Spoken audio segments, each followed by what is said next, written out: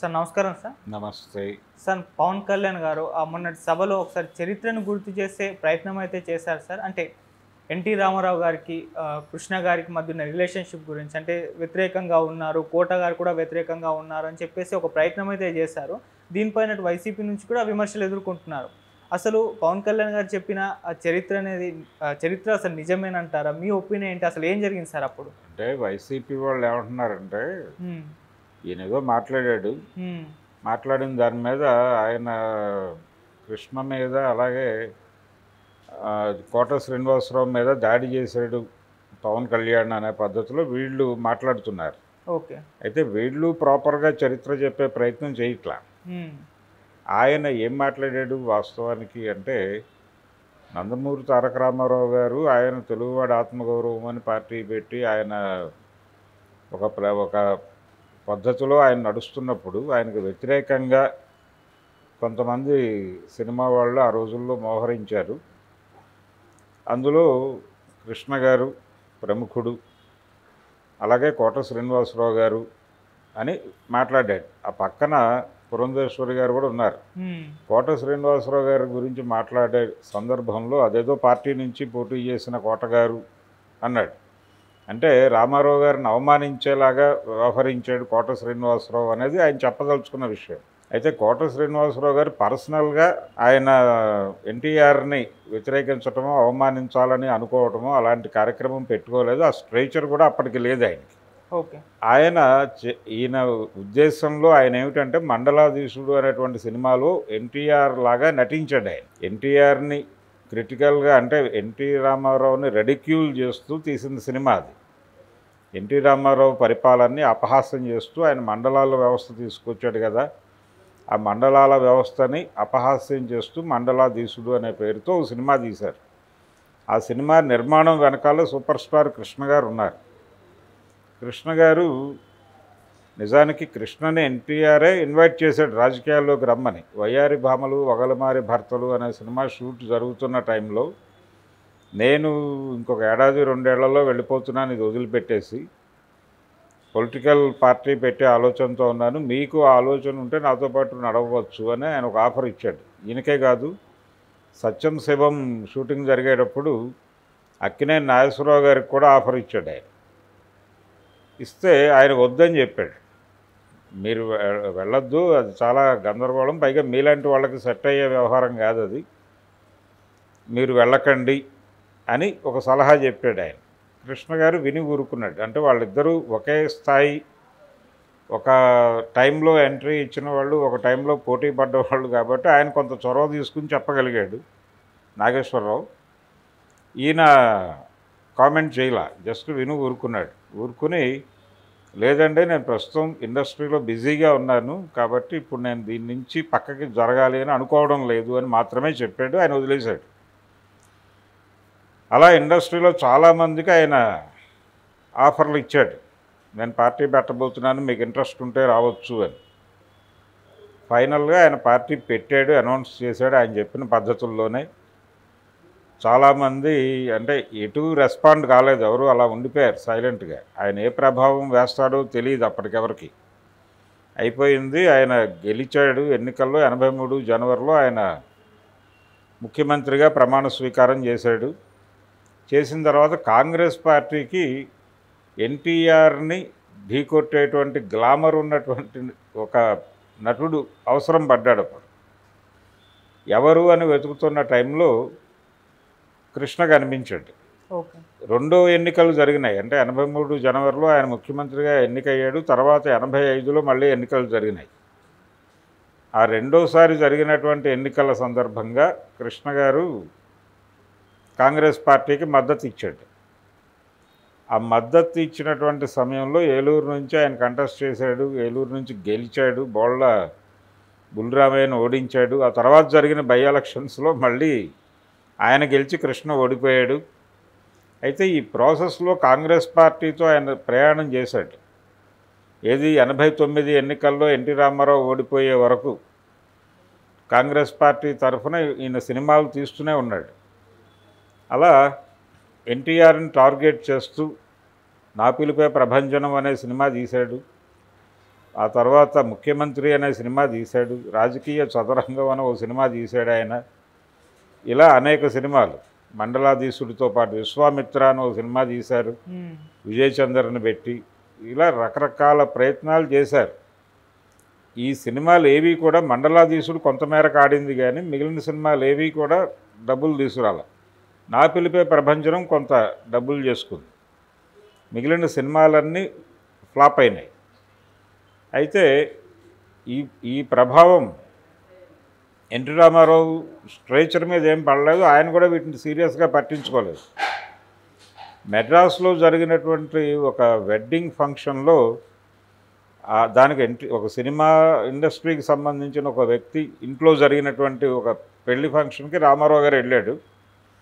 అక్కడికి వీళ్ళు వెళ్ళారు.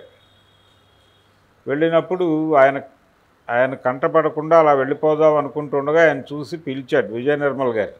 పిలిచి, ఏవమ్మా మరి నా మీద సినిమాలు తీస్తున్నారని విన్నాను, అయిపోయినాయా ఇంకా ఉన్నాయా, పర్వాలేదా, డబ్బులు వస్తున్నాయా, బాగుపడుతున్నారా, నష్టపోతున్నారా, ఇలా సాధక బాధకాలు అడిగి తెలుసుకునే ప్రయత్నం చేశాడు ఆయన నవ్వుతూనే, తప్ప సీరియస్ అటాక్ ఏం లేదు. ఆ తర్వాత అంటే ఇది అయిపోయిన తర్వాత, ఈ వ్యవహారాలు అయిపోయినాయి, ఆయన ఓడిపోయాడు 89 ఎన్నికల్లో రామారావు గారు. ఆ తర్వాత ఈయన 300వ సినిమా అనౌన్స్ చేశాడు కృష్ణ గారు.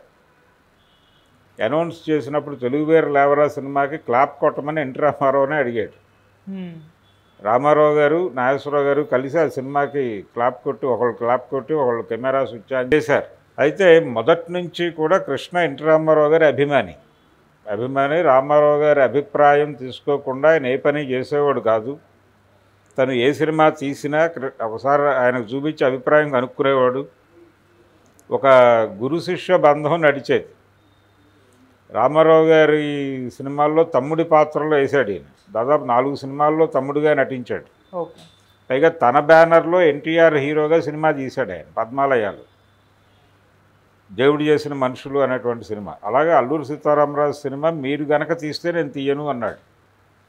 అంత గురుభావం ఉండేది వాళ్ళది, గురు శిష్య బంధమే. కాకపోతే పొలిటికల్గా తను కాంగ్రెస్ సైడ్ తీసుకున్నాడు. రామారావు గారి మీద అప్పటికే అభిమానమే ఉంది ఆయనకి. అభిమానం ఉన్నప్పటికీ కాంగ్రెస్ పార్టీ కోసమే కొన్ని ప్రయత్నాలు చేశాడు. అలాగే ఆయన తీసుకున్నటువంటి నిర్ణయాలు కొన్నిటి మీద ఒక అటాక్ చేసే ప్రయత్నం చేశాడు. అది కూడా భక్తిభావంతోనే చేశారని తర్వాత ఇంటర్వ్యూల్లో చెప్పుకున్నాడు ఆయన కృష్ణ గారు. ఈ పద్ధతి అంటే కురుక్షేత్రం టైంలో కూడా వాళ్ళిద్దరి మధ్య చిన్న రిఫ్ట్ వచ్చింది. అప్పుడు కూడా ఆయన కృష్ణని పిలిచి మాట్లాడాడు, ఏమయ్యా సినిమా తీయకపోతేనే మంచిది మీరు అని. అయితే అప్పటికే డబ్బులు ఖర్చు పెట్టేసి ఉన్నారు వీళ్ళు. ఇప్పటికే 10 లక్షల పైన ఖర్చు పెట్టేసామండి, ఇప్పుడు వెనక్కి వెళ్ళటం పద్ధతి కాదు అని వినయంగానే చెప్పొచ్చాడు. అలాగే జయాంధ్ర ఉద్యమం జరిగినప్పుడు జయాంధ్ర ఉద్యమానికి మద్దతుగా పానగల్ పార్క్ దగ్గర ఆయన రిలే నిరాహార దీక్ష చేశాడు కృష్ణ. చేసినప్పుడు కూడా రామారావు గారు పిలిచి కోపడ్డాడు, నువ్వు ఒక్కడవే ఇండస్ట్రీ కాదు, నువ్వు ఇలా కూర్చుంటే ఇండస్ట్రీ ఆ స్టాండ్ తీసుకుందేమో అని తెలంగాణ వాళ్ళు అనుకునే ప్రమాదం ఉంది. నీకు తెలంగాణలో ఏ ఆస్తులు లేవు, నాకు అక్కడ ఆస్తులు ఉన్నాయి, అటాక్స్ జరిగితే ఏంటి పరిస్థితి, ఎవడు బాధ్యత వహిస్తాడు, ఈ టైపులో ఆయన ఒక క్లాస్ తీసుకున్నాడు ఈయనకి, కృష్ణకి. అట్లా ఒక గురు శిష్య బంధం ఉంది వాళ్ళిద్దరి మధ్య. ఘర్షణ జరిగిన మాట వాస్తవం. తర్వాత వాళ్ళిద్దరూ కలిసే ఉన్నారు. ఆయన రెగ్యులర్గా రామారావు గారిని కలిసేవాడు. కోట శ్రీనివాసరావు ఎపిసోడ్కి వచ్చేస్తే మండలాధీశుడిలో నటించినందుకు గాను రామారావు గారి అభిమానులు ఆయన ఎక్కడ కనిపిస్తే అక్కడ కొట్టారు. ఒకసారి విజయవాడ రైల్వే స్టేషన్లో రామారావు గారు ట్రైన్ ఎక్కడానికి వచ్చాడు. అదే టైంలో ఈయన ప్లాట్ఫామ్ మీద ఉన్నాడు కోట. అనుకోకుండా జరిగిన సీన్ అది. ఈయన ట్రైన్ ఎక్కాడు, ఆ ట్రైన్ వెళ్ళిపోయింది మూవ్ అయ్యి, రామారావు గారు ఎక్కిన ట్రైన్. ఈయన 6వ నెంబర్ ప్లాట్ఫామ్ నుంచి ఫస్ట్ ప్లాట్ఫామ్ మీదకి వచ్చేసరికి ఆ ట్రైన్ మూవ్ అయింది. ఫ్యాన్స్ ఇంకా అక్కడే ఉన్నారు. ఈయన కనిపించాడు. వెంటనే దాడి చేసి ప్లాట్ఫామ్ మీదే కొట్టారు కోటని. కొట్టినప్పుడు ఆయన ఎలా ఈ గందరగోళం నుంచి బయటపడాలి అని చెప్పి స్ట్రైట్గా ఎన్టీఆర్ని కలిశాడు. కలిసి చెప్పుకున్నాడు ఆయనతో. అంటే నేరుగా అపాయింట్మెంట్ కాదు, ఆయన ఒక ఎయిర్పోర్ట్లో ఆయన వస్తున్నాడు అని తెలిసి ఈయన వెయిట్ చేసి ఆయన్ని కలిసి, అయ్యా ఇది నా పరిస్థితి, మీరు ఒకసారి కలగజేసుకుంటే తప్ప నాకు ఇది వదిలేటట్టు కనపట్టలేదు అన్నాడు. ఆ తర్వాత ఆయన అభయం ఇచ్చాడు, నీకేం కాదు అని ఒక మాట అన్నాడు అప్పుడు రామారావు. నటుడిగా నువ్వు సక్సెస్, వాళ్ళకంత కోపం వచ్చిందంటే నువ్వు నా పాత్రే వేసి ఉండొచ్చు, అంటే నటుడిగా నువ్వు సక్సెస్ అయ్యావు అనేది అయితే నాకు అర్థమవుతోంది. అందుకని నీకు మంచి భవిష్యత్తు ఉంది, నువ్వు పెద్ద నటుడు అవుతావు, నువ్వేవో ఆందోళన పడకు, ఫర్దర్గా నీ మీద దాడులు జరగవు అని చెప్పాడు. జరగలేదు తర్వాత.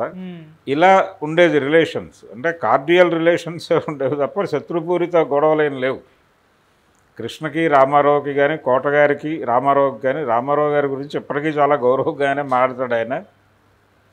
ఆయన సినిమాల్లో అవకాశాలు రావటము అంటే అప్పటికి ఆయన వెళ్ళిపోయే మూడ్లో ఉండగా ఈయన ఎంట్రీ ఇచ్చాడు కాబట్టి ఎక్కువ అవకాశాలు రాలేదు అనేది ఒక బాధ ఆయన ఇప్పటికీ వ్యక్తం చేస్తూ ఉంటాడు ఇంటర్వ్యూల్లో. ఇలాంటి సందర్భంలో వీళ్ళ మధ్య ఉన్నటువంటి రిలేషను, ఈ కాంట్రడక్షన్లు ఇవి ప్రాపర్గా ప్రజెంట్ చేయకుండా ఎందుకు అసలు ఆ టాపిక్ ఎత్తుకున్నాడు పవన్ కళ్యాణ్ అనేది ఒక విడ్డూరం. అయితే ఏదో పార్టీ నుంచి పోటీ చేశాడు కోట అని మాట్లాడాడు ఆయన. ఏదో పార్టీ నుంచి పోటీ చేసినప్పుడు గొడవ రాలా. ఏదో పార్టీ కాదు, అది భారతీయ జనతా పార్టీయే.